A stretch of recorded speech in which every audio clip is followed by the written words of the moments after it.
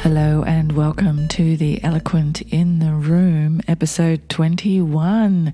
I'm Rose Cooper. This is not a drill. Last time I put out a trailer to let you know that this episode was forthcoming. I was thrown for a loop a couple of weeks ago and I'm still recovering from that. A lot of stuff has hit the fan in Australian politics, and wouldn't you know it, it's officially Sexual Abuse Awareness Month. Apparently last year was the first year Australia commemorated this particular awareness month. Apparently internationally it's been going for quite some time. There's something about commemorative months. Like, I love celebrating Bisexual Awareness Week and other sort of days of visibility and raising awareness and stuff. Mainly for other people.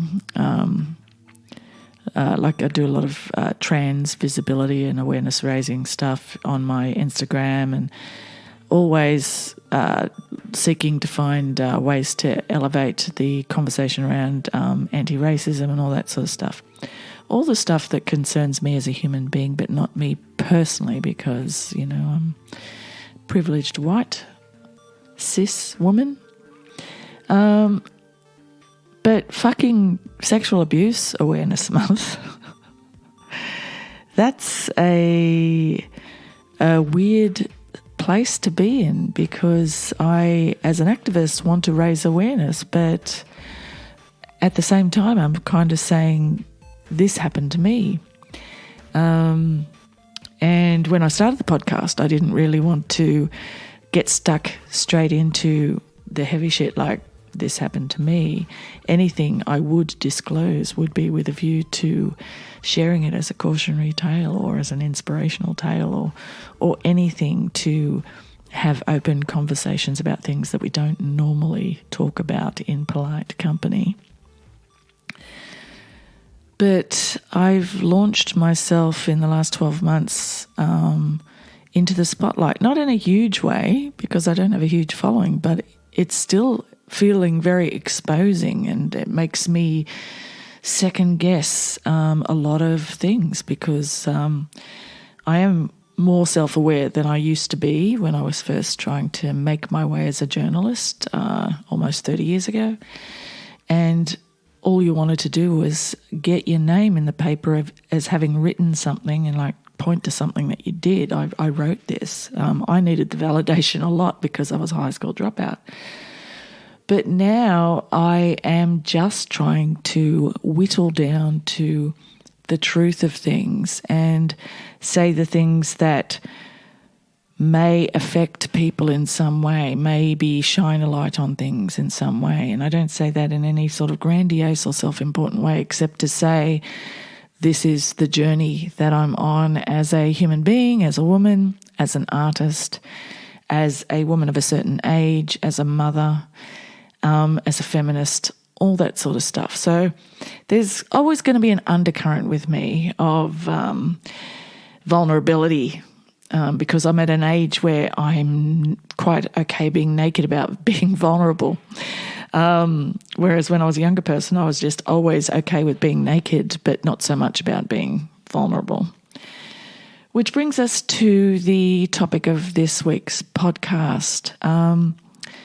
When Gemma and I first connected and thought about having a conversation around her recent court case, there was a few things to navigate in regards to the legality of what she was and wasn't able to disclose.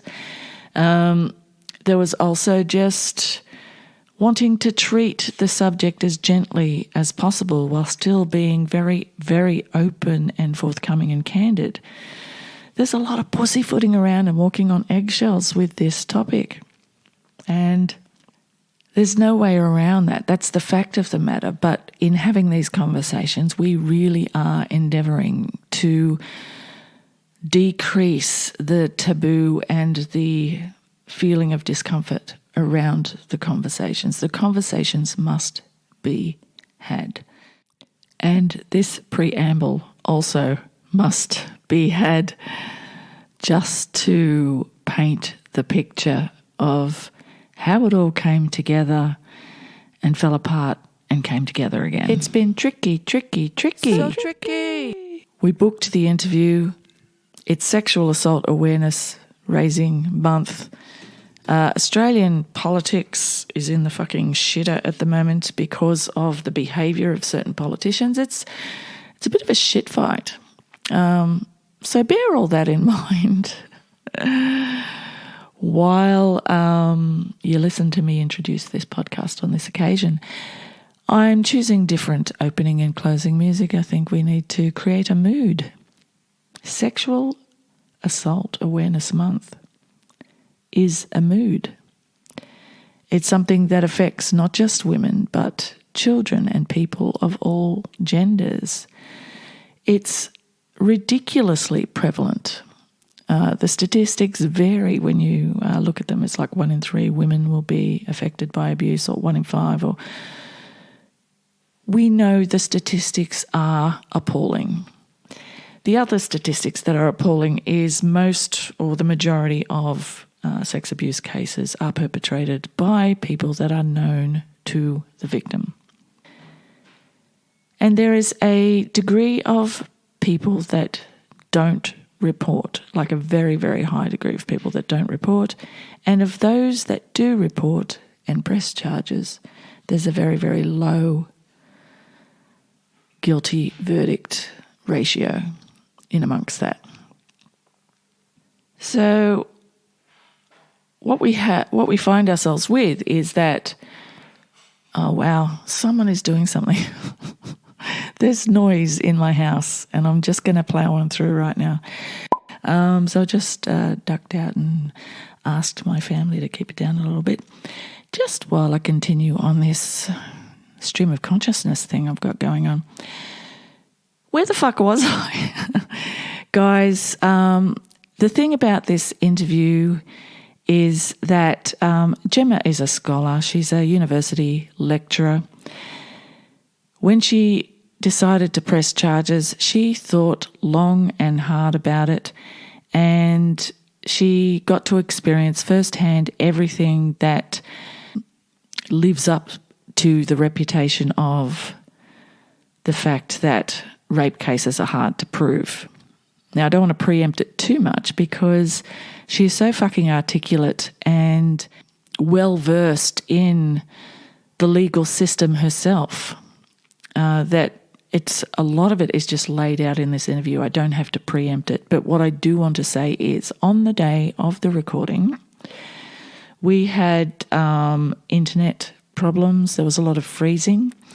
My headphone speakers weren't picking up the sound, and I wasn't aware at the time that I was having software problems, which I only just recently sort of solved, coming back to put the podcast together and edit it. So it's been a little bit of a nightmare putting this together.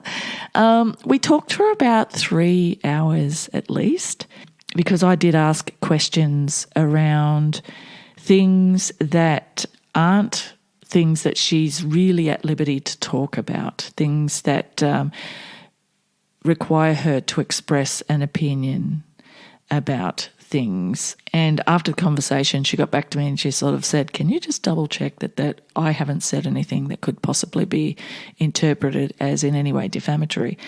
There definitely wasn't, but it did take a lot of editing because we did extrapolate and go into details about certain things, certain organisations that are mentioned in the interview. We had philosophical discussions about how the way these cases are tried and the character witnesses that are used does seem to echo and amplify the problem with the patriarchy in all of this, the propensity for people to believe abusers over victims based on the crime appearing to be out of character. Now, at the extreme end of the spectrum, some of the most famous cases of like serial killers and murderers and rapists and all sorts of stuff, like people who have been absolutely psychotic or deranged in some way, have had partners or friends or community networks or church affiliations where people who knew that person would swear blind that they weren't capable of doing that thing. So the crux of what's wrong with our system is the fact that we use character witnesses and people and their interpretation of status and stuff. It's a very, very confusing mess, and I'm making a mess of explaining it to you. But without further ado, I will cross over to the interview. Having prepared you for the fact that it is quite heavily edited, I use my trusty sound effect to denote where it's been obviously edited, where I've taken out a bit. I've done that because we've circled back to something that we mentioned before. Let's now take a brief moment of silence for all the metaphors and analogies that were also lost in this massive edit. And there's moments where, you know, on the internet you're talking to someone on Zoom or whatever and they'll say something and there's a glitch and it's like, how are you today? And it sort of reverberates. So for your ears, I've tried to eliminate as many of those as possible.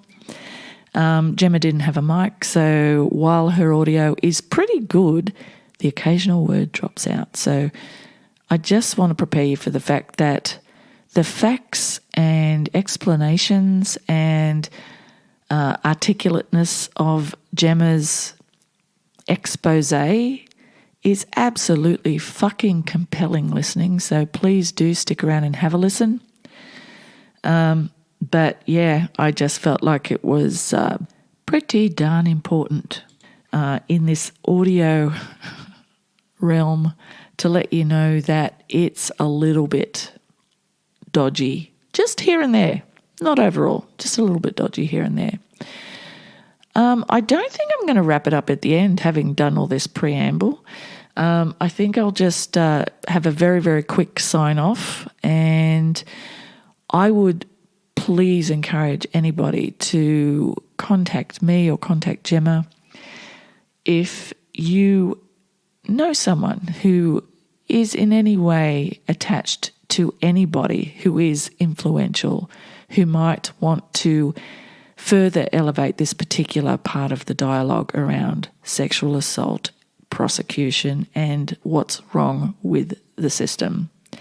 So without further ado, here's Gemma and I, kind of a third of the way through our conversation. We started out talking about consent and all that sort of stuff, so we'll go with the tinkling music as well. I'm all about the sound effects. Your experience is, I guess, rather unique in that you're really aware of everything about the machinations of what's going on around you. So could you give me a bit of background of where you are professionally and educationally and all that sort of stuff? Sure. So I'm a PhD candidate, but I also lecture, coordinate courses, design courses, tutor at a university. Mostly what I teach is ethics. So I've had a very long career in ethics. I did my first ethics courses formally in 1999. Mm-hmm. So that's been a while. And my research is in mental health services in Australia now, and it used to be psychiatry in general. So I'm a philosopher and a historian when it comes to psychiatry, psychology, neuroscience, mental health services. Mm-hmm. I also teach a little bit of law. I teach law in the context of medical provision, like medical professions, rather. Yeah. And I've also taught environmental law and environmental ethics, but I think that's less relevant here. So integrity is very important to me, but also I have a lot of privilege when it comes to the ability to understand the complexity of moral issues, ethical issues, and I also have some training in law, so I can traverse that as well. That's amazing. So what was the timeline of the situation, the events, and when you reported and and all of that sort of stuff? How did that unfold? So I was assaulted in 2016, the end of 2016. And it was by a person that I knew, that I'd had a relationship with beforehand, very casual, but I'd had a relationship with them. Mm-hmm. And I straight away went into a shame spiral about it. I didn't want to tell anybody. I felt like silly, especially because I am so smart and I do have this kind of position in society. I felt like once I accepted that it had happened, I wanted to give him a chance to explain to me how he saw the event, because I know there can be differing understandings and experiences of these sorts of things. And I wanted to sort it out without going anywhere formal, because I'd been assaulted a couple of times before, but most significantly when I was 19. And when I was 19, I didn't go to the police because I was actually very inebriated for that one. But I did become very public about what had happened in the context of a university club like society. And it caused a lot of fallout. So I wanted to just kind of give this person a chance to basically repair things with me directly. So in April of 2017, I confronted him. I tried to get him to talk to me a lot before that, and he kept brushing me off.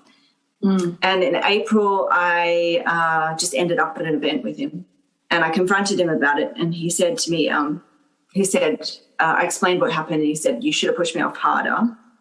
And then he said a couple of other things that indicated that he had no remorse, and that he was only concerned that I was going to tell other people and ruin his reputation.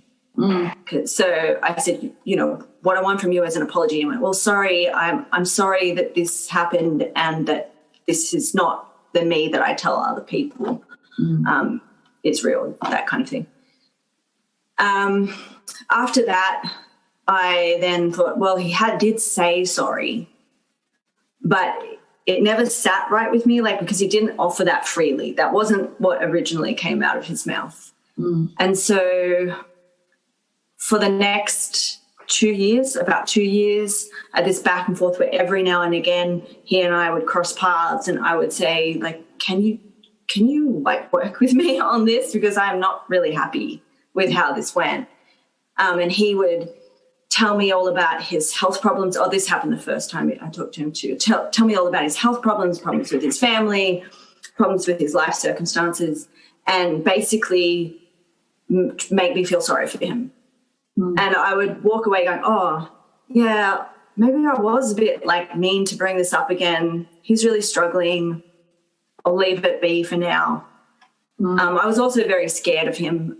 I can't really talk about why, but he wasn't a safe person. So it was only at the end of 2018,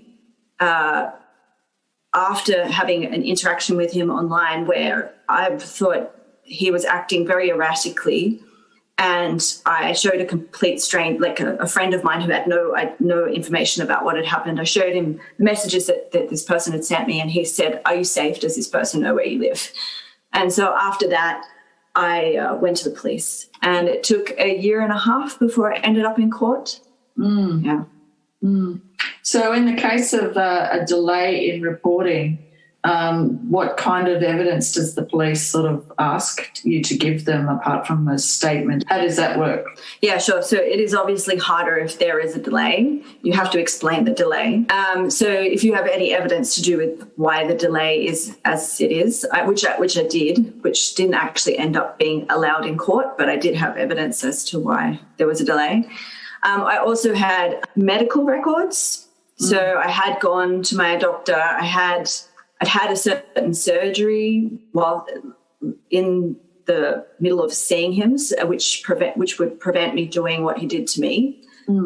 So I had that medical reports. I had psychologist reports, but I also had told trusted friends. So they became witnesses then to say, yes, she told me this, and the story hasn't changed. It's been this. There's not a lot of physical evidence. I did actually take some photos of his room on the morning after it happened, but other than that, not any physical evidence. But they basically have to judge your character and whether they think, yeah, she's not just making this up out of the blue, and she's very consistent with this story, and there's no reason for her to lie, essentially. Yeah. I mean, it's a bit interesting. You go into a police station, the first police officer I saw said, he was very rude, and he was like, why did you leave it this long? People are such a pain, and like was actually quite awful. Wow. Yeah, but then he said, I'm getting the sexual assault specialist. You wait here. Such a pain. Like he was obviously not well versed in this particular part of the law. Wow. But the person who I did actually make a statement to was lovely. But it had to be passed on to a different police station because of where it happened. Then I got moved to a female police officer who was also amazing. And then she started collecting more evidence. You've made a statement and pressed charges. What happens next? Well, before the charges get pressed, you get asked a ton of times if you really want to go forward with it. Every victim survivor who's gone to the police knows that this happens, that at every point you're told this is going to be really hard. Are you sure? Are you absolutely sure you want me to keep going? You probably won't win the case. These cases are impossible to win. Are you sure? Are you sure? Are you sure?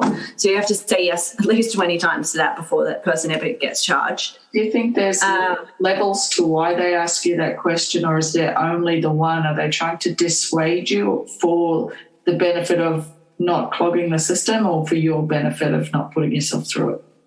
For your benefit. Yeah. I never got the sense that they were trying to dissuade me because they thought that I wasn't telling the truth. That was never a sense that I got. Although I know that I come across in a very trustworthy manner and can articulate myself and was very clear about what happened.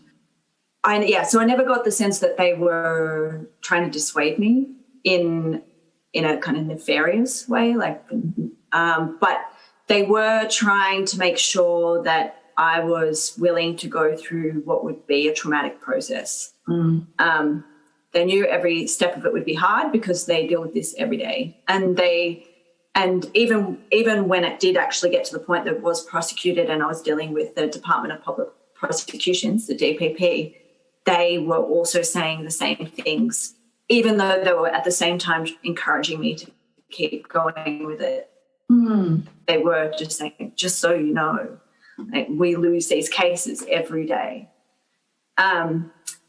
So once it got to a head, the police officer that I was working with arrested the person. He was interviewed and he responded to questions that were put to him. As a victim of a crime, you don't actually get any of the material from your case other than your own statement. So I've never seen the interview with him, nor do I have a transcript of it. So they interviewed him and then arrested him. Then once he was arrested, he was placed on bail. So he had to report to the police twice a week and not leave the state or anything without telling them, without permission. Right. They also placed, I didn't ask for this, but they also placed an apprehended domestic violence order against him on my behalf and told me that they thought that he was a threat to my safety and that I should be very careful. Yeah. So how did that feel at the time? I think at the time that made me feel a little nervous. I was very angry that obviously he'd said whatever he'd said had made it clear to them that he wasn't safe.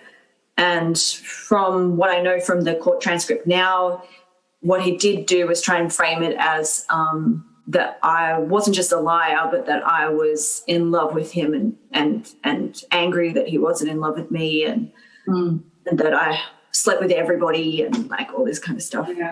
Yeah. They've probably experienced similar reactions and can tell the nuances of, people who react a certain way implies a certain level of guilt just because they're throwing it straight back to the other person rather than asking actually asking questions around or having any concern for your well-being or any of those things. Yeah, for sure. And importantly, he never ever denied that what happened. He just denied that there was a lack of consent. How do they prepare you for how things are going to play out? Well, this is where it gets like you end up in limbo. So you're told, don't talk to anybody about it other than a counsellor, of course, but don't talk to any of your friends, any of the people who are going to be character witnesses, which are, of course, my trusted friends. Wasn't allowed to talk to any of them. They cautioned me against speaking publicly because it could affect the case. And then you just wait. Eventually, the DPP reaches out to you and you meet with people. But the problem is that the DPP is very, as you mentioned already, there's a backlog with these cases. So, and the DPP is overworked. So my solicitor and my barrister changed at least 3 times during the process. And the solicitor and the barrister that I had are amazing, but they were only assigned to my case the week before it was actually going to be tried in court. So whilst I spoke to a lot of people at the DPP, none of the people that I spoke to leading up to the case were actually the people in the room. And how did that feel?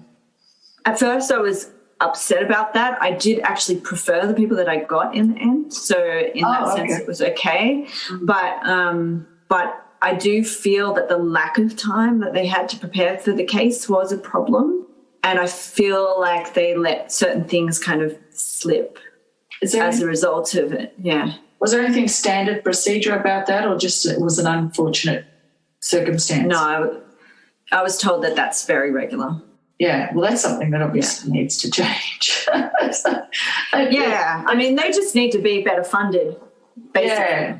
Oh, okay. Yeah, that just blows me away that something that requires the utmost trust seems to be you need to develop some sort of a relationship and simpatico before you even start and appear as a team, a real team, rather than and this is, what was your name again? How does it So as I said, the victim is they're just a witness, like that they're called a witness. You're not actually called a victim, and you're not central to the case. Actually, you're dissuaded from being in the room. Yeah. For most of it. So you don't see any of the documents that the prosecution has, and you don't see any of the documents that the defense has. That's it. How did it work? Okay, so beforehand I was asked whether I wanted to be in a separate room, like a separate building, and videoed in, or if I wanted to be in the actual room with him. And I thought I did want to be in the room with him. And then at the last minute I just decided, I don't know if I do want to be in the same space as him, actually. Yeah. So I did. Give my evidence from another space. So I went there beforehand. I was assigned someone from witness assistance. So they had talked to me. That was the same person the whole way through. So that was actually quite early in the process with the DPP. They assigned me a particular woman, and she was basically a support person for me. Yeah. And then just before the case, I was assigned one of the volunteers who do that witness assistance stuff, and she sat in the room with me during me giving my testimony. And basically you just wait. So the first day, the court case didn't actually start. The lawyers were just deciding what together, like both sides together, what would be included and what would be excluded as evidence. I think people don't realise that about court cases unless they've been through them, that a lot of things get excluded as evidence. So there's a lot that you can't talk about when you're on the stand, and it makes a big difference to how you're understood. So, for instance, I couldn't explain why I was scared of him. I just had to say I was scared. Is that kind of because it is, but in the eyes of the law it's not relevant to the events that they're talking about? So each part of your relationship is given a separate allocation for admissible evidence. I'm trying to sort of wrap my brain about how you're not allowed to characterise things. You can only just state the facts. Yeah, exactly. And vice versa, right? So, for instance... I was going to say, I can imagine that would, particularly in regards to things that you felt in your heart and mind, people needed to know about how you felt or about the thing. How were you able to keep that in check while you were going through it, or were you able to keep it in check, dealing with your emotions in that moment? I was able to keep it in check, but I can understand why you wouldn't be able to. Like, when I was being cross-examined, that me being scared thing came up, and his barrister pushed me on that and said, but why? Like, here he is, he's sick. He presented himself as ill. Anyway, very Harvey Weinstein kind of decision there. But anyway, he, why were you scared of him? And I hesitated. And she said, just answer the question. Like, she pushed it. And I said, I'm sorry, I'm just trying to decide how to answer it, given that this covers evidence that's excluded. And then she cut me off and said very quickly and said, just answer the question. And I said, actually, you have to give me a moment to think about it. And then I just sat there for a moment, even though I knew how I was going to answer at that point. I think she wasn't pushing me on why I was scared. She was pushing me on why I didn't leave on that evening, because I was scared of him. Yeah.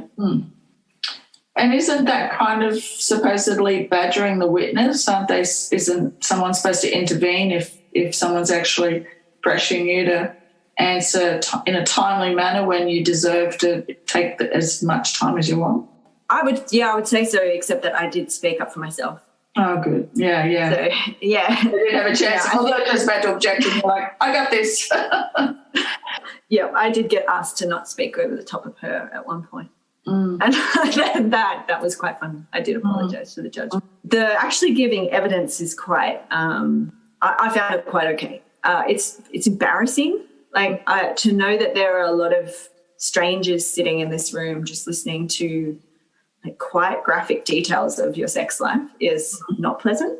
I'm a pretty private person when it comes to those things too, so it felt very uncomfortable. I did notice I was kind of laughing at a couple of things, just nervously.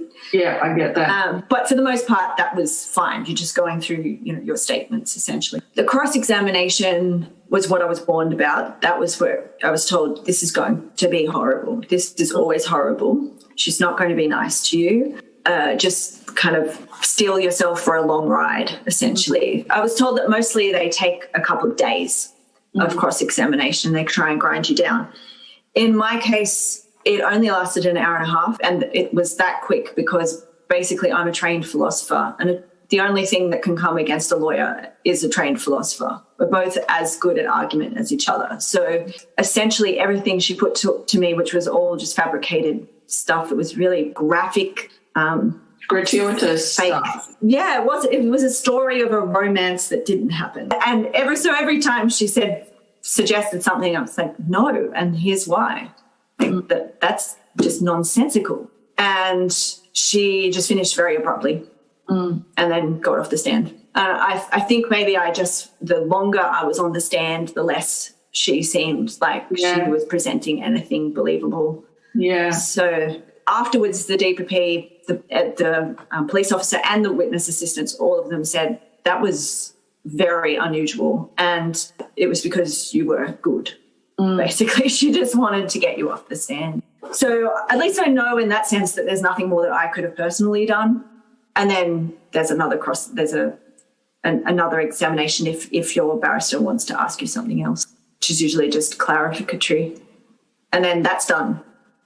And then there's a few days of your witnesses, a few days of his defence. One of the problems is that the defence doesn't actually have to give the prosecution any of their information before court, but the prosecution has to give the defence everything.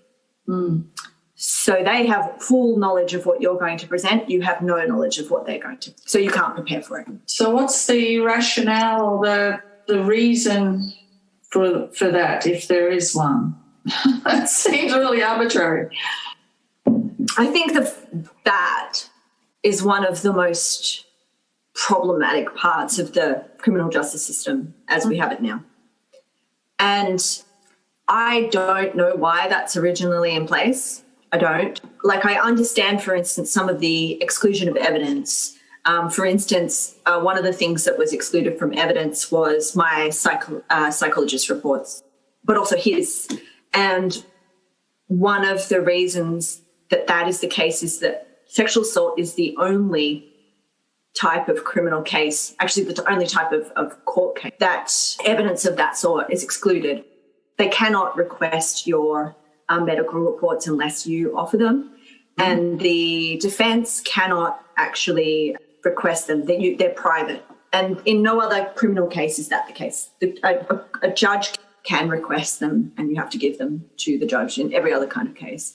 And the reason that is because that people fought for it. Essentially, you would have seen with the Christian Porter stuff, if someone has any kind of mental distress or illness, it can be totally used against them in a court of law, even if that mental distress is caused by the actual event. Yeah. So all of it was excluded almost on kind of ideological grounds. And even though in my case it would have actually been helpful.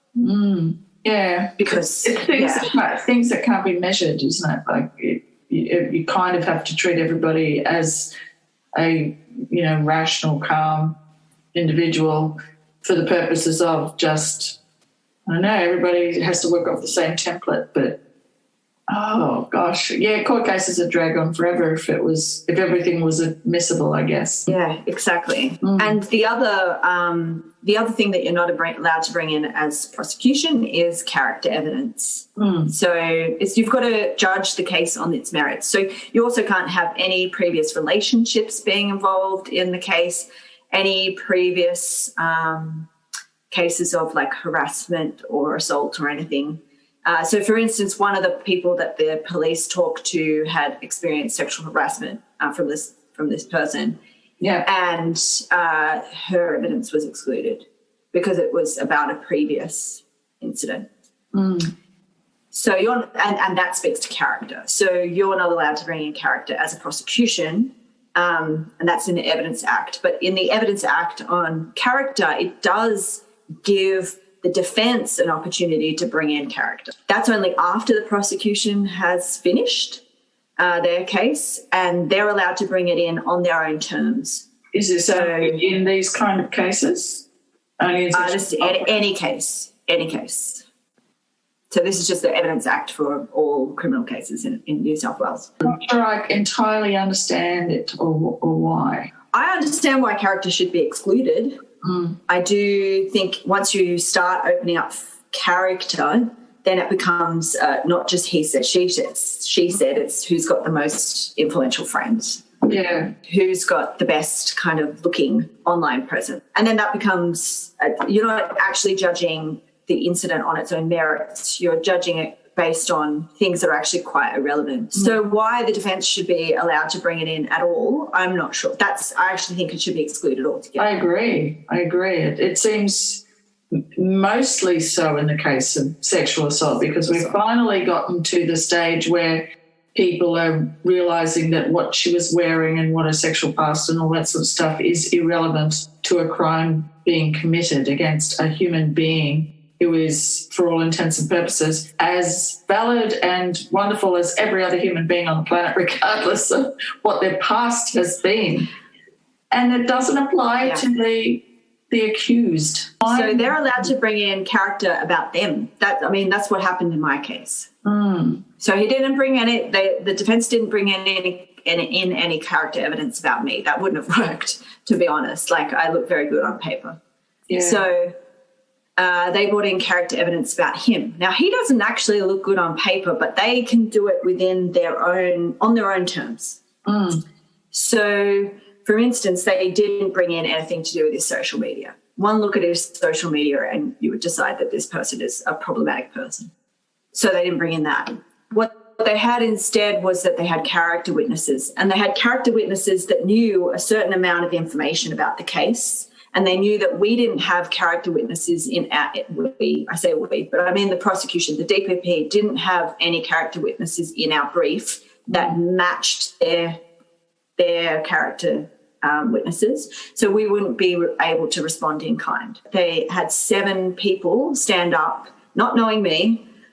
Many of them hadn't actually even read the Crown case, so they didn't know what I claimed, and they just got to say whatever they liked. So they just said, he's a really great guy. He's done all these amazing things, and I don't think he could have done this. Yeah. And it was just one person after the other. So you read these back later. Were you weren't a witness to their testimony, or how did that work? All the lockdowns happened midway through my case.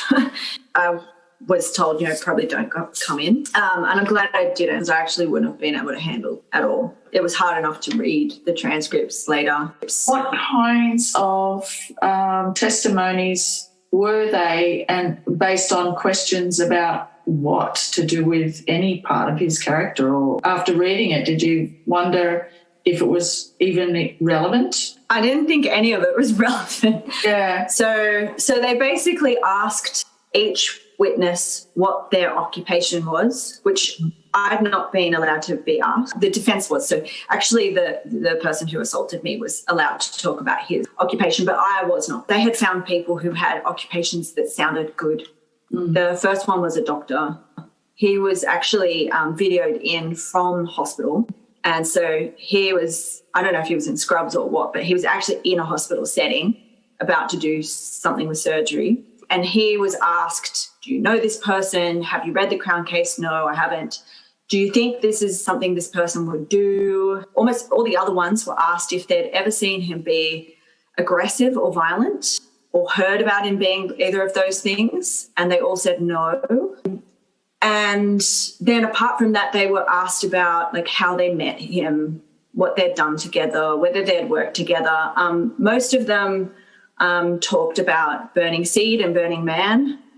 And one went on at length about the Burning Man principles and how the 11th principle of Burning Man is consent, and that this person had been really involved in conversations about consent, and so there's absolutely no way that he could have done that. The doctor was asked his ability to handle alcohol, which I think was a totally inappropriate question, given it was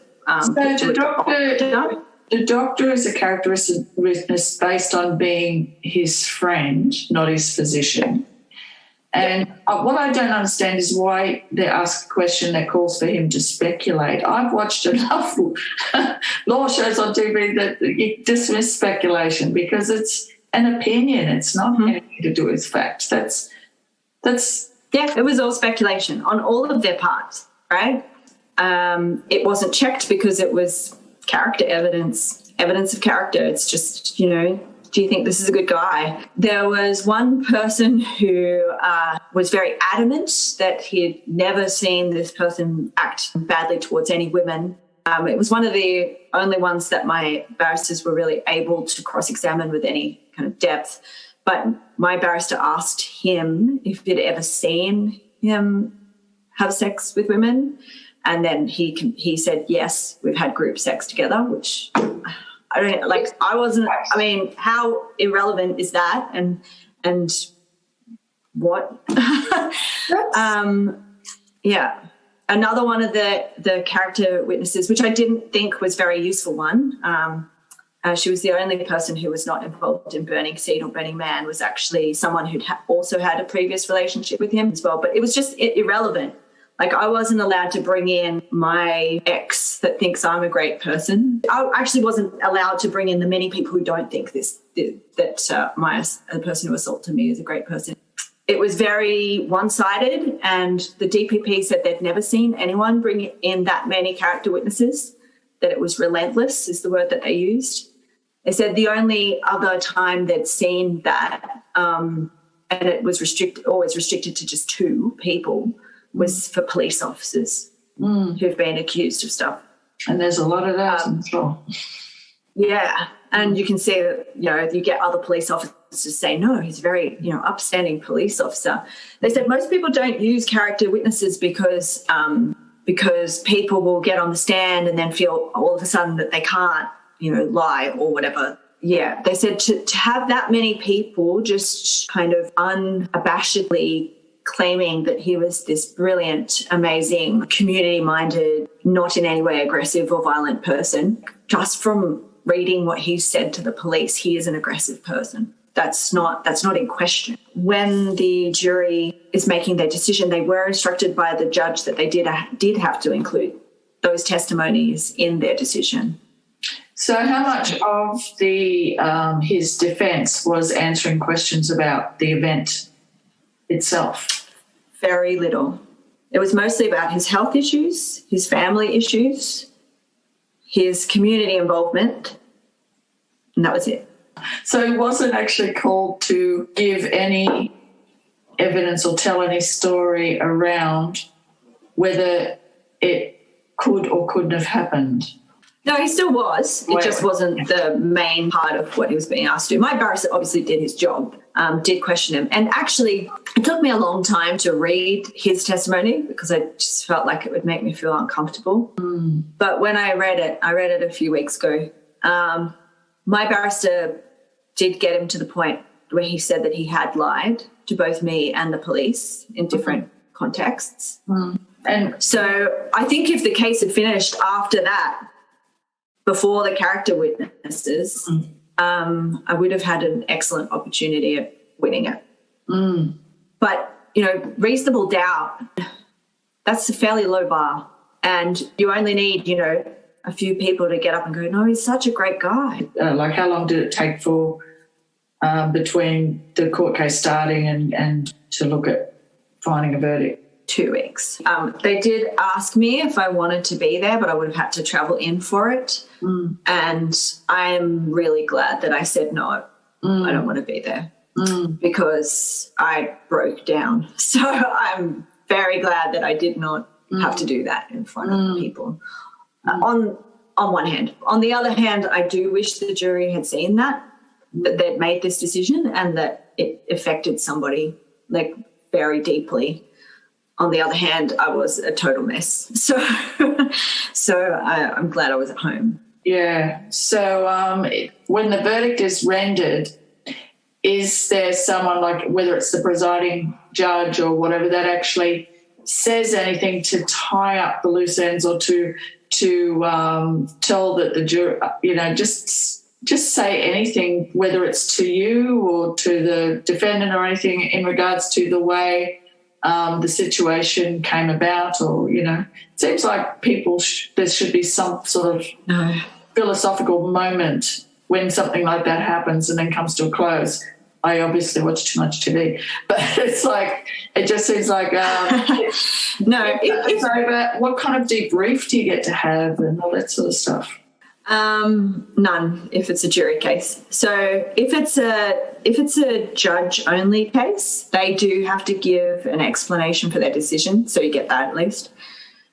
Juries don't have to, so you get nothing. It just ends. Yeah. Obviously my barrister called me, so I got to speak to my barrister and my solicitor, and they were also upset.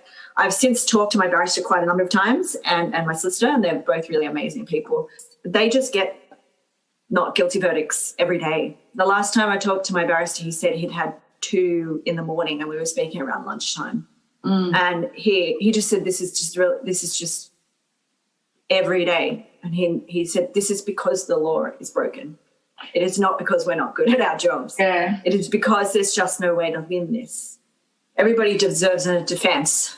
Yeah. But my solicitor and my barrister encouraged me to be involved in advocacy, as did witness assistants. Assistants called me, and they had a long conversation with me.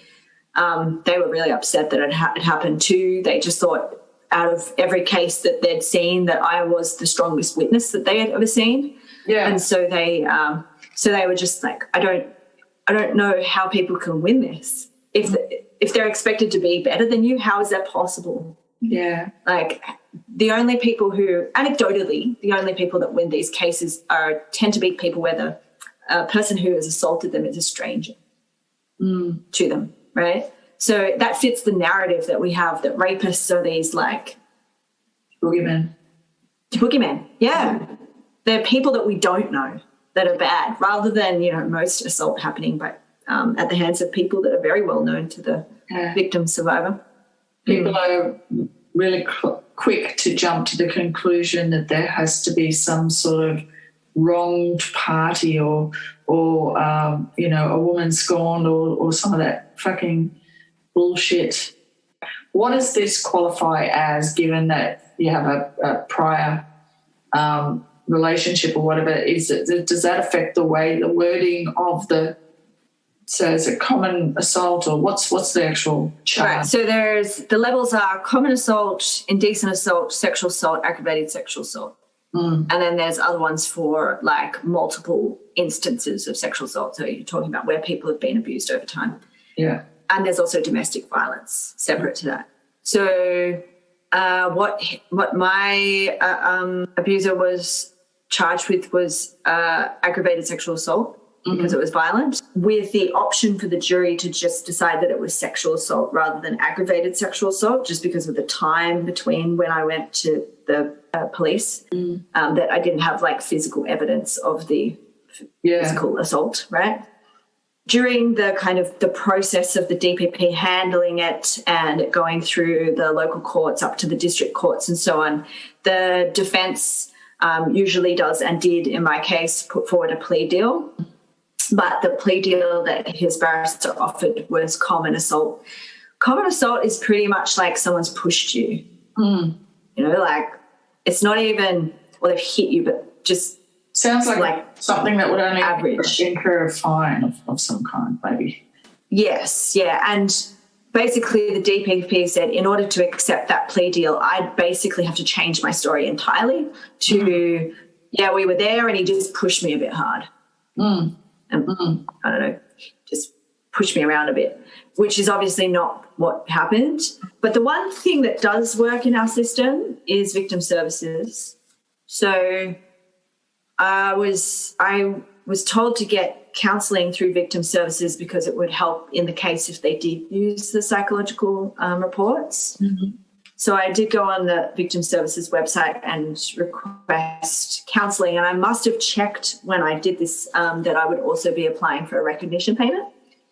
So the recognition payment is it's in place to allow victims of crime to avoid going through the civil courts, which is what you could do afterwards, which happens a lot in America, to sue the person who has assaulted you for the crime, right? So instead of doing that, you can ask the government to pay you a recognition payment.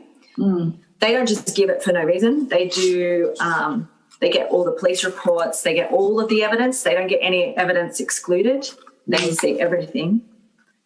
And then they have independent assessors who produce reports, several pages reports, which decide whether you are a victim of crime, how serious it is, and what band you'll be put in, and how much money you will receive. And mine was aggravated sexual assault, the top payment, and it was successful. So that actually came through before the court case. So you can't use that compensation for a whole different department. So, well, the taxpayer paid for his crime. Yeah. He didn't pay for his crime, but the taxpayer did. That seems to be the ultimate patriarchal enabling insult in my mind, just hearing that the public paid for his crime. So the recognition there is that you have suffered and that the experience that you had is real. But because the jury found otherwise, that doesn't mean you weren't telling the truth. It's kind of a dichotomy. It is. And one of the problems that I think is inherent in the system is that character evidence stuff that I was talking about. If you have a prior record, like if you've assaulted someone before, you actually can't bring in character evidence. It's only for people who don't have prior records. But if he's never going to get a record, then he can keep doing that. every time. And it's just a clean slate every time.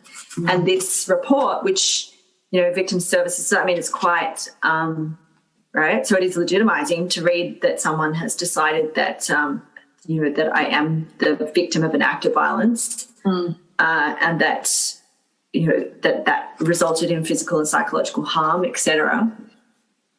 It's done on the balance of probabilities, and you can't bring this report in as evidence in your court case. I don't want to bring you down or trigger you in any way, but it's so heartbreaking to hear it, to hear that is the state of, it's like parallel universes that don't make any sense. I think the victim services stuff is essentially people within the system who've seen this happen to victims over and over again, trying to find a way to get around the system so that they can support the victims in some way.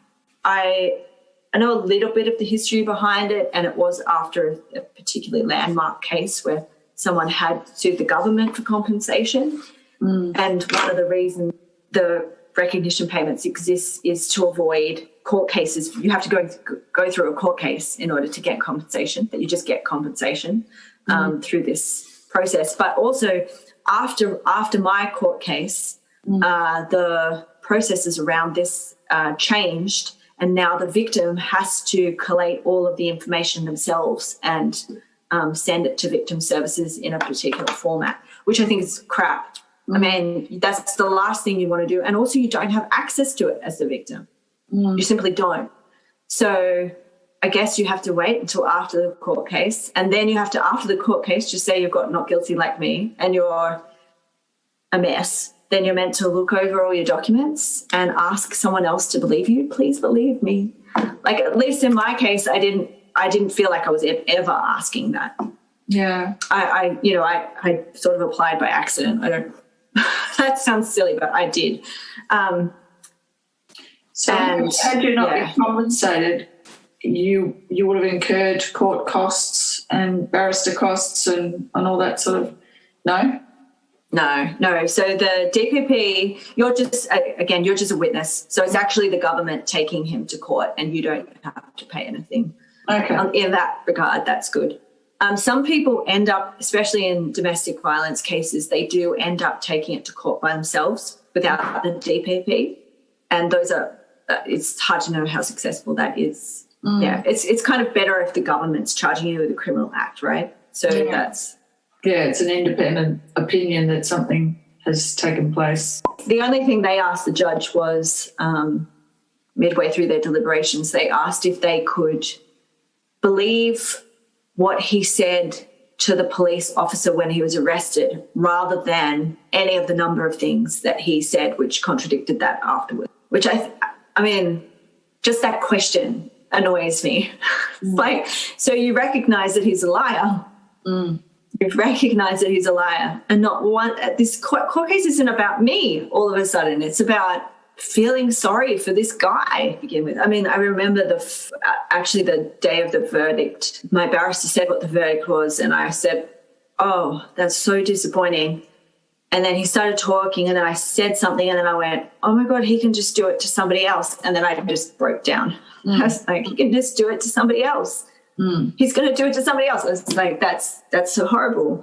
And they're going to get exactly the same thing if they bring it to court, because he knows now how to do it. One of my main motivations for going to court was actually to be able to speak about it publicly. I don't know what's possible in terms of changing the law. There have been some reforms to sexual assault cases and the way in which they're conducted since my court case, and they all look very positive. I think the criminal justice system needs to overhaul in regards to sexual assault, because beyond reasonable doubt for a crime that's so utterly private is, it's just not realistic. And but you also have to retain a system in which a person is allowed a defence. The burden of proof should actually run both directions. That you should actually the defence should also have to show why you would lie, why you would put yourself through this awful, long, torturous, a re-traumatizing experience for nothing. Like, why would you do that? But I think that change is a long way off. So my much more doable change is to prevent anything to do with character evidence coming into these cases, right? That's what I want to see changed. I don't want anyone else to have a not guilty because a whole bunch of people stood up and said that their rapist was a good guy. Like, I think that's just, no part of that it produces justice. So that is an aim, but that's, again, I need to work with people on that, and I've only just recently, as you said, gotten the opportunity to speak publicly about it. So the other thing that I've been fighting for the past year, and I really have been unsuccessful in it, and I'm going to continue fighting it as a medical ethicist, is that I don't think it was appropriate for the doctor to do what most of the witnesses were medical professionals. I just think it was the worst in the case of the doctor. And I don't think medical professionals at all should be giving character evidence in which they state their occupation. Their occupation should not come into it ever, unless they are giving expert testimony, which there are like codes of conduct around. Why on earth should it matter what a medical professional thinks their friend is like? The only thing that does is kind of status bias. It produces status bias, of course. People will go, well, he's a doctor. He wouldn't lie. He wouldn't have friends that would rape people. Why would he have that? He's a doctor in this case, And is any of that, like, it seems like a lot is presumed just by the status of these character witnesses. But is there anything that comes out of the barrister's mouth or whatever that actually spoon feeds these ideas to the jury? And how, actually says what you're saying, how could this person who has friends like this? No. So they just hope that the jury will have the status bias that we all do now. And, of course, they do, right? So I made a complaint to the HCCC, the Healthcare Complaints Commission, about this. And that was towards the start of last year. And they rejected the complaint. They said there was nothing, that he was allowed to say whatever he liked in court in that context, that they didn't have any specific regulation about it. So then I drafted an appeal to that decision, and I drafted that with another medical ethicist. And we went through codes of conduct for medical professionals. I mean, I actually teach future nurses medical ethics and teach them about professionalism and stuff. So this is not just a personal interest, it's a professional interest for me. So we went through, wrote a very convincing piece and had the most, unsatisfactory surface level response to it. Didn't even address most of our concerns from the HCCC. I have then moved that complaint to another medical profession organisation, but not received a response from that. So we'll just push for change in that way. I do have the support of a fair few medical professionals doing that. So, that's one thing I want to push for. And then the other stuff that I've been doing is really about Burning Seed and Burning Man, because I thought it was an inappropriate use of their organisation in a court setting, because it was basically he's involved with Burning Seed and Burning Man, therefore he didn't rape. That was the argument put. And to most of the jurors and to my barrister and solicitor, they didn't really know what Burning Seed or Burning Man was. So what the person was saying, the people were saying about it, it's this amazing community and blah, blah, blah, it's so progressive. They sort of had to just take that on their word, rather than understanding that Burning Man and Burning Seed are essentially just a party. And any principles are just ideals. They're not things that people embody all the time. There is no reason Burning Man and Burning Seed should have been involved in my court case in any way. It sounds like everything kind of weaved a hypnotic spell in swaying people's opinion on something, because, as you said, your witness testimony was, given, a big tick in regards to credibility. how do we get out from under from that? So what's your plan of attack in regards to how to heal from it personally, but also what can be done? What can, like, there's so many hills you're surrounded by. Is there any sort of feeling within you that there is an attainable goal, like a definite attainable goal of change that you can affect and are willing to, like, forge ahead with? Because talking to you is one thing, but it's nothing if I'm not getting behind what you're doing and doing everything I can to help you draw attention to what you plan to do and what you want to do to affect change. Yeah, good question. It's been difficult to work out what I wanted to do, especially given the past few weeks in Australia. I think I had a really clear idea and now I'm less clear. And the reason I'm less clear is just because... You're exhausted? I'm exhausted. Yeah, I really am. And, you know, I've in the best possible position I could have been in relation to this kind of case, right?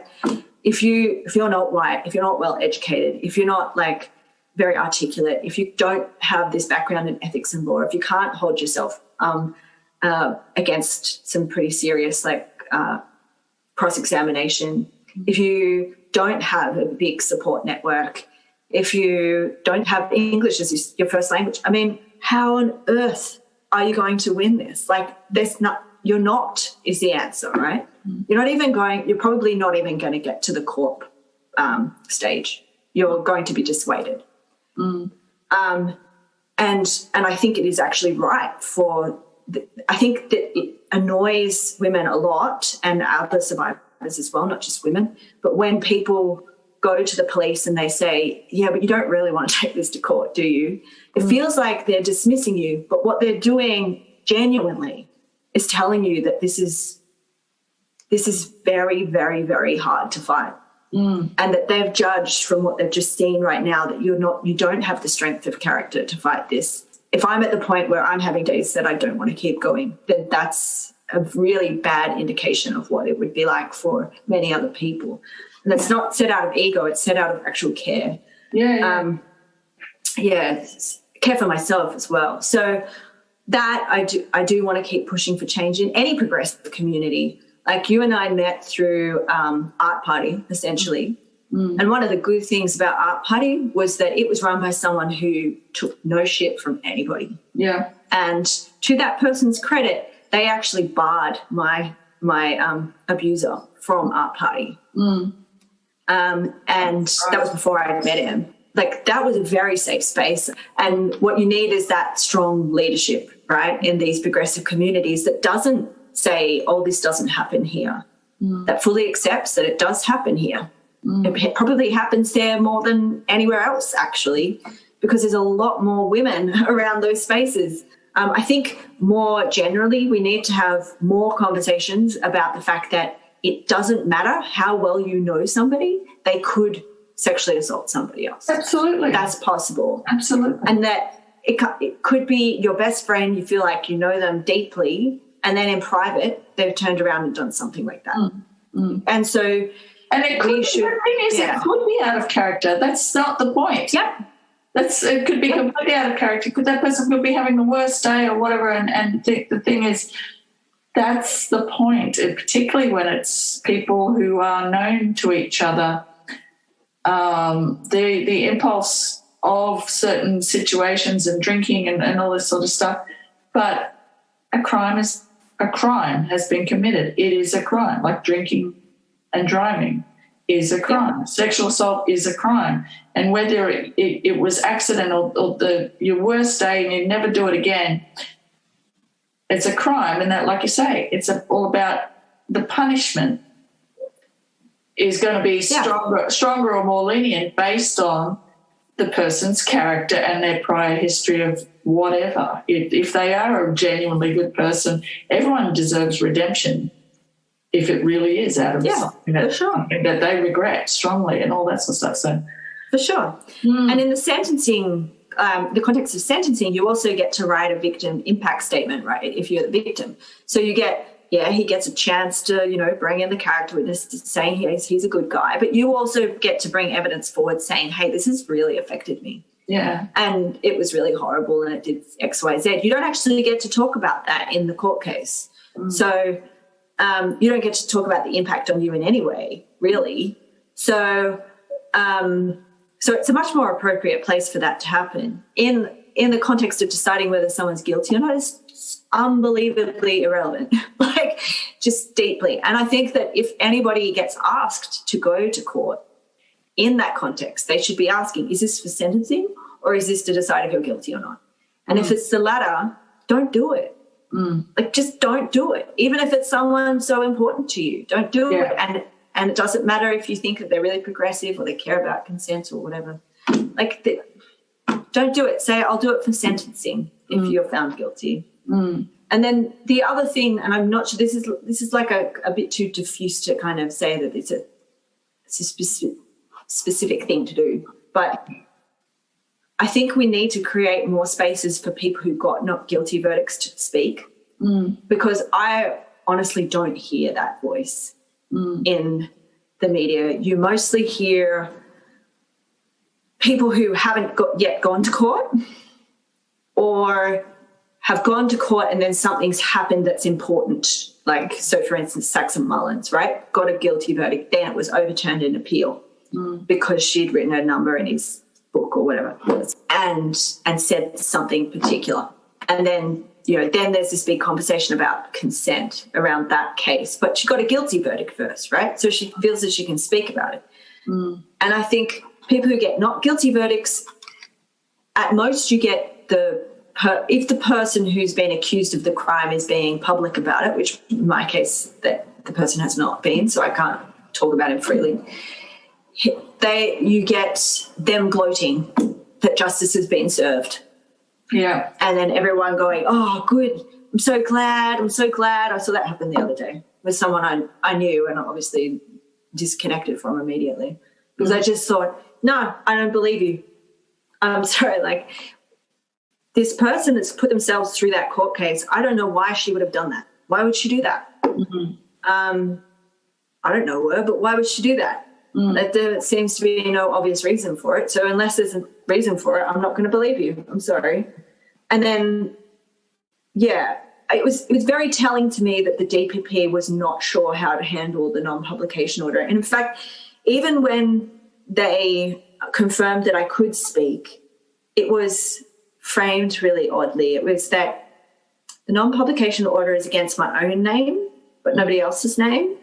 So could I speak about my experiences because that would be naming me? That's a Grace Tame thing, right? So it wasn't clear, and the DPP said in writing that they would not take action against me if I did, but they weren't sure about other publishers. So I have to this is me giving you explicit permission to name me in the context of the court case. They told me I have to say that for every person that I speak to, right? That puts you in this really awkward position. And also defamation law needs to be reformed, right? Unfortunately, we've got Christian Porter reforming it. But that's the threat of defamation. That needs to be removed so that people who had these experiences can speak. I don't know how to remove that. I don't know how it would ever be removed. But there needs to be safe spaces for people to speak about this because it just destroys you. A story untold, What's that Maya Angelou quote? That's about a story untold, like that it's this big burden. Yeah. That if you feel like not only could I not speak beforehand because it could affect my case, but I couldn't speak after because I lost my case. So I can never speak. And to be honest, I think it's less about the guy now. I think it's more about, for me at least, it's about the system that enabled someone like him. In regards to helping like other women come forward and stuff, the only thing I can do is give them support. I don't know if my case really, I feel like after getting the not guilty verdict, I would not encourage most people to go to the police. I think that changed I think we get told to go to the police a lot. Just report it. Just report it. We need more people to report. But when there's so little chance of actually being successful in that report, why? Why should we report it? Yeah, without fixing the system first. Yeah, all it does is, well, if you end up in my position, you feel like people think that you're a liar. That's not good. To change, yeah. Yeah. It's it seems counterintuitive, but if there's a brick wall and, no, you can't, there's no way of pushing a hole in the brick wall. You're not going to tell people to run headlong into it. So we've got to dismantle the brick wall first. Yeah. And I know that some people in this space have then argued, okay, we need to set up alternative systems. And I think victim services is a version of that. And that's nice. I mean, that's good short term. It's a Band-Aid. But ultimately, the criminal justice system should be able to handle these kinds of cases. And the fact that it doesn't is a problem. It's not just something we can just ignore and avoid. Yeah, I don't know. I feel like the one good thing that's come out of this, apart from being able to speak and, the more my voice is elevated as a person who got not guilty in that setting, I think that will encourage other people who also experienced that to speak. Apart from that, the one good thing that's for me is that for a long time I thought that what I did when I was 19, by making it a kind of social problem for the person who assaulted me, rather than going to the police, that was the wrong thing. Like I felt like, I'd let everyone down because he'd gone on to be horrible to other people too, as expected. And that, I hadn't done what we're told we're meant to do, which is go to the police and go through that process and whatever.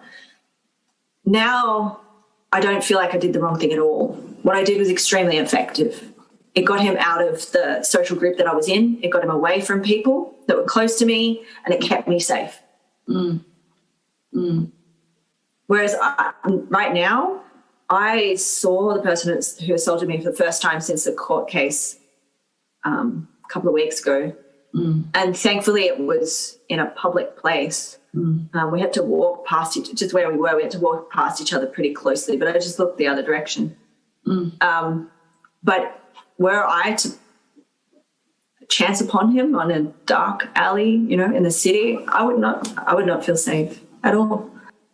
But if I saw the other guy, the guy that assaulted me when I was 19, I'd feel very confident. Like, I'd actually be like, you are probably afraid of me. You managed to shift the power balance in that respect. Yeah. And whereas here I feel like I've lost any power that I had. As I said, my barrister and solicitor, I mean, they've met up with me a couple of times since the case concluded, when they're very busy, as I said. And they've explained as much as they can about the case and why things happened, but also they've just really been enthusiastic about the possibility of me fighting for reform. They are like 100% behind me. And I know that there are other lawyers who are speaking more publicly about that too. But they can't, if they weren't there, I mean, who would be fighting any of the cases? I think they're as much like unwilling participants in a futile war as anybody else, actually. Yeah. I wish that that the police get better at explaining why they're asking difficult questions, why they're putting you on the spot immediately, why they're discouraging you. Because it was explained to me because I asked, because they didn't let that kind of stuff just sit. I'm like, why are you being so direct with me? What's that about? Like, I just asked about it. I mean, it's such a huge thing to work yourself up to go to give a report. Like when I first spoke to that original police officer who was such an idiot, he wanted me to explain what happened in a public area. Like, you know how you go into a police station and they've just got the flexi screens, but he wanted me to explain it right there. And I was like, it's a little private. But then I just started. He was like, oh, okay, we'll go in a room. I was like, And whilst he was sorting out whether the room was free or not, I almost walked out. Yeah. Like I didn't want to do that.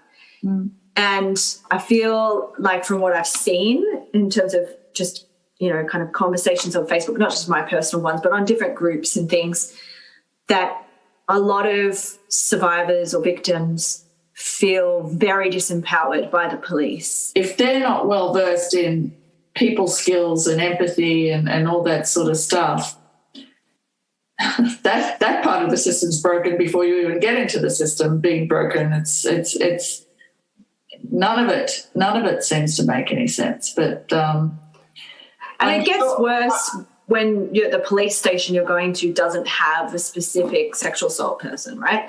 So the two that I went to, Newtown and Surrey Hills, they're big police stations. They've got lots of police officers. So they have dedicated police officers, kind of like, SVU. They have a dedicated police officer that deals with those particular crimes. And they were all wonderful. Yeah. But if I just went up to, where I live in the mountains, and I went up to the local police station here, I would not find they have someone that's specifically for that case, those cases. And given we know that sexual assault, domestic violence rather, has a higher prevalence in the police force than it does elsewhere. I mean, you might be getting an abuser. I mean, there's a really good chance that the first person you speak to is someone who's something that people. Yeah, this is something that people are. I don't know if I've just been living in a hole, or it is something that people are generally speaking up about a lot more ever since the conversation about defunding the police and all this sort of stuff sort of came about. Seemed to be at the same time as people were saying police are amongst the higher end of perpetrators of domestic violence and sexual assault and stuff. So it's not an easy job by any stretch of the imagination, and I have a lot of gratitude and sympathy for people who go into these kind of occupations. But for every person that goes into any vocation, not being vocational about it, there's so much damage in that. There's nurses. I've been bullied by nurses in hospitals and stuff, and others are angels walking on the earth. So, yeah, exactly. Well, I just admire your courage from the get-go, just in doing the thing, doing the hard thing. At first trying to confront your abuser in the first place to try and get them to face up to what had happened and admit to you that they crossed the line and stuff. So it seems to me like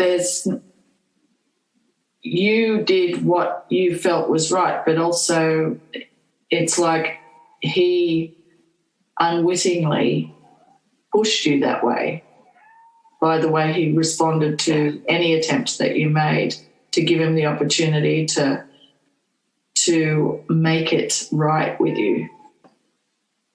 One of the things that came up in court was that he was a member of what his barrister were calling an accountability group, that he was talking it through with some female friends and that they were holding him to account and stuff. And that's all nice, but firstly, why would you be in an accountability group if you didn't think you committed a crime? But secondly, why was I not ever approached?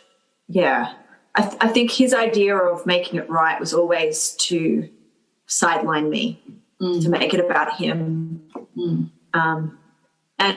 And you see this happen. It's the kind of Darbo stuff that Jess Hill talks about, where you deny, accuse, and then change the order of the victim.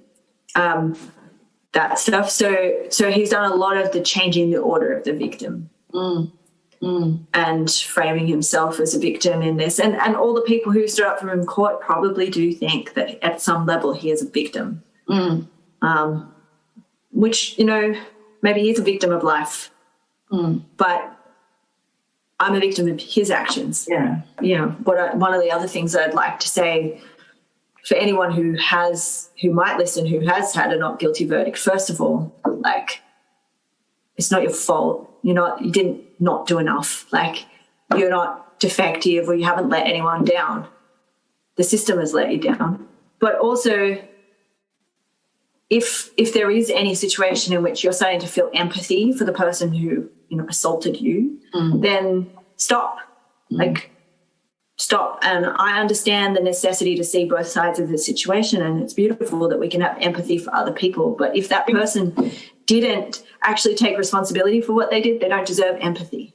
Yeah, because so many opportunities my abuser had to own what he did, and he didn't, and he continues to not do it. Yeah, it's human nature to do what we've been programmed to do in regards to taking the blame for any number of reasons why people assault or take advantage of us. I'm trying to keep it neutral, gender neutral in that regard, but it's so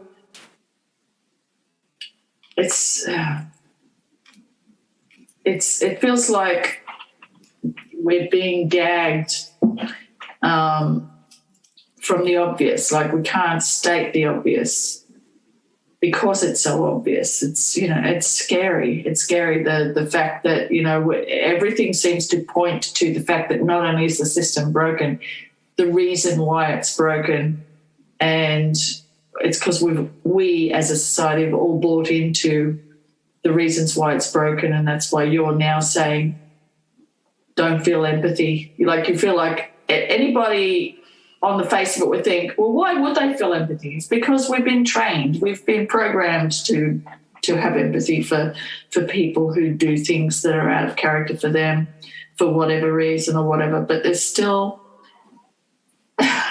no self-preservation in that. There's no sense of, you know, making your feelings in any way matter. So, so I'm so glad that you are okay. Yeah, I just really appreciate you giving me the opportunity to talk to you. And no, thank you. I'll do whatever I can to get some more attention to the things that we don't know enough about, the things that we don't understand about the system. It's not good enough to say things don't result in a conviction and just give statistics. We have to talk about why. Why? Yeah. Yeah. Everything's about why. Yeah. It is. All right. Well, have a lovely evening. Yeah, you too. Thanks again. So that's how that went. You may notice that there was a little bit of laughter escaping from my lips several times during the interview. That's incredulity. That's me being shocked and amazed. That's me being uncomfortable and angry and all of the things. So it probably comes across as jarring, but I've got a feeling that people who have experienced sexual abuse or any kind of injustice probably recognised those moments when I burst into spontaneous laughter, and Gemma did as well. It's not a funny conversation by any stretch of the imagination. So please, guys, cats and kittens, do me a favour. Please pass this particular podcast around to anybody you know who might be able to draw attention to the cause of changing legislation and changing the way we do things, changing court procedure and what evidence is and is not admissible.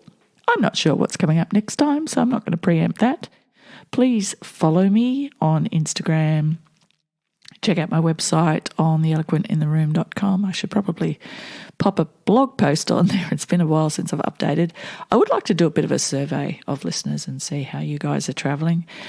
And that blog post will tell you how I've been travelling. I've been really, really busy creatively. Apart from falling apart, I've been really, really full on creatively. As I alluded to a couple of podcast episodes ago, I do have a song that is coming out. The date for that release is May 9th, which is Mother's Day, and there's a reason for that. Give yourselves a big hug for me.